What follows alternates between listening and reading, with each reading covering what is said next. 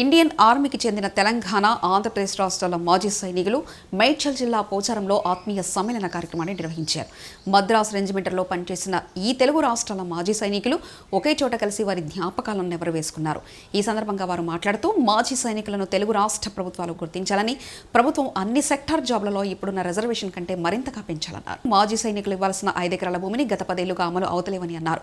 20 నుండి 30 సంవత్సరాలు దేశ సేవకు పనిచేశానని, మాకు చెందాల్సిన హక్కులను తెలుగు రాష్ట్ర ప్రభుత్వాలు నెరవేర్చాలని వారు ప్రభుత్వాలను కోరారు. సైనికుల కోసం ఏర్పాటు చేసిన క్యాంటీన్లలో అధిక ధరలు పెంచడం జరిగిందని, ఈ ధరలపై కూడా తెలుగు రాష్ట్ర ప్రభుత్వాలు దృష్టి సారించాలని తెలిపారు. మీడియా మిత్రులకు, మరి నాతోటి సీనియర్ అండ్ జూనియర్ అందరికీ ఆత్మీయ సమ్మేళన జరిపినందుకు అందరికీ చెప్తున్నాను.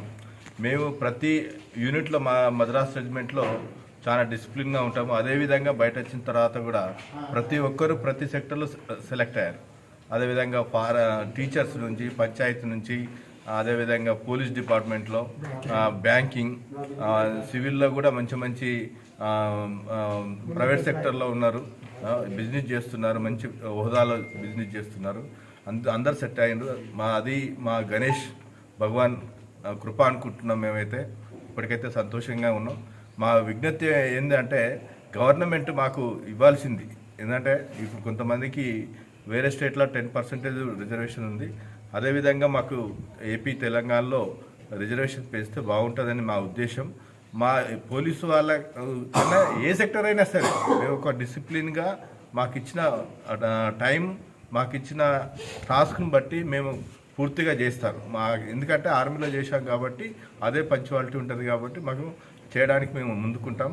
మాకు ఎక్కువగా గవర్నమెంట్ మమ్మల్ని వినియోగించుకోవాలని మా విజ్ఞప్తి చేస్తున్నాం. Thank you.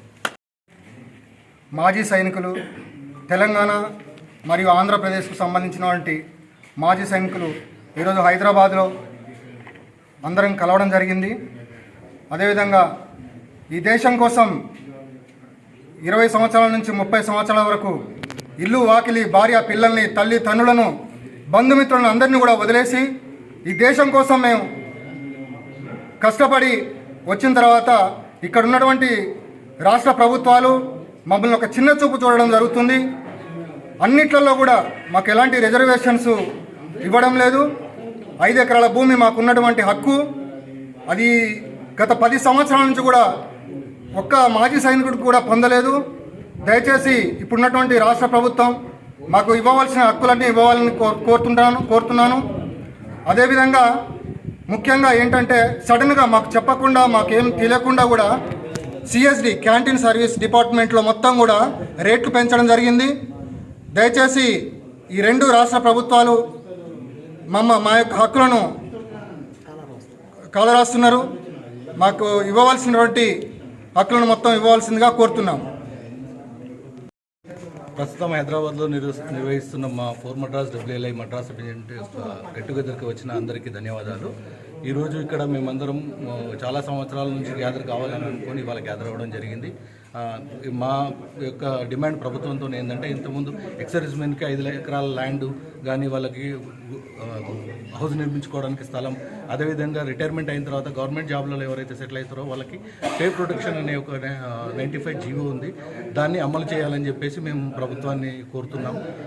మళ్ళీ ఇటువంటి గ్యాదరింగ్ చేసుకోవడానికి ఎక్సర్విస్ మెన్కి ఎక్కడైనా సరే హైదరాబాద్ సిటీలో కాకుండా అవుట్స్కట్స్లో ఎక్కడో ఒక దగ్గర ఒక స్థలాన్ని కేటాయిస్తే, దానికి కొన్ని డబ్బులు కేటాయిస్తే మేము కూడా దాన్ని కంట్రిబ్యూట్ చేసేసి దాన్ని మేము నిర్మాణం చేసుకొని తదుపరి మా కార్యాచరణ ఏమైనా చేసుకోవాలనుకుంటే ఎక్సర్విస్ మెన్లు అందరూ అక్కడ నుంచి చేసుకుంటాం కాబట్టి దీనికి సహకరించవలసిందిగా కోరుతున్నాను. Thank you. ఇక్కడ ఎక్సర్విస్ మెన్స్ అంటే ఒకటే గ్రూప్కు చెందిన వాళ్ళము. 4 మద్రాస్ WLI గ్రూప్కి మద్రాస్ రెజిమెంట్ నుంచి మేమంతా 4 మద్రాస్ WLI నుంచి రిటైర్డ్ అయ్యి అందరం చాలా హ్యాపీగా ఇక్కడ 7 years బ్యాక్ మేము ఆత్మీయ సమ్మేళనం జరుపుకున్నాము. మళ్ళీ కొత్తగా అందరం కలవాలని ఒక కోరికతోటి మళ్ళీ కలిసాము. కానీ మేమందరం కలవడానికి కారణము ఇంకొక విషయం ఏంటంటే, ఇండియన్ ఆర్మీలో ఎంత డిసిప్లిన్గా ఉన్నామో సివిలైజేషన్లో కూడా ఇక్కడికి వచ్చిన తర్వాత అదే డిసిప్లిన్ తోటి, అదే టైం పంక్చువాలిటీ తోటి, మాకిచ్చిన గౌరవంతో మేమందరం అన్ని సెక్టార్లలో ఇమిడి ఉన్నాము. కానీ గవర్నమెంట్ తరఫున మేము ఒకటే కోరుకుంటున్నది ఏమందంటే, మాకిచ్చే రిజర్వేషన్స్ 2% రిజర్వేషన్స్ కాకుండా ఇంకా అధిక రిజర్వేషన్స్ ఇచ్చినట్లయితే మేము ఇంకా మా సేవల్ని ఇంకా అన్ని ప్రభుత్వ సెక్టార్లలో కొనసాగిస్తామని మేము కోరుకుంటున్నాము, విజ్ఞప్తి చేసుకుంటున్నాం గవర్నమెంట్ తరపు నుంచి. ఇంకో విషయం ఏంటంటే ప్రతి ఒక్కరూ ఇక్కడికి వచ్చిన తర్వాత ఏదో ఒక సెక్టార్లలో అన్ని సెక్టార్లలో ప్రైవేట్ సెక్టర్ కానీ బిజినెస్లో కానీ అందరం చాలా హ్యాపీగా సెటిల్ అయిపోయాము. సెటిల్ అయిపోయిన ఆ యొక్క ఆనందాన్ని పంచుకోవడానికి మళ్ళీ మేము ఇక్కడ ఒక ఆత్మీయ సమ్మేళనం జరుపుకుంటున్నాము.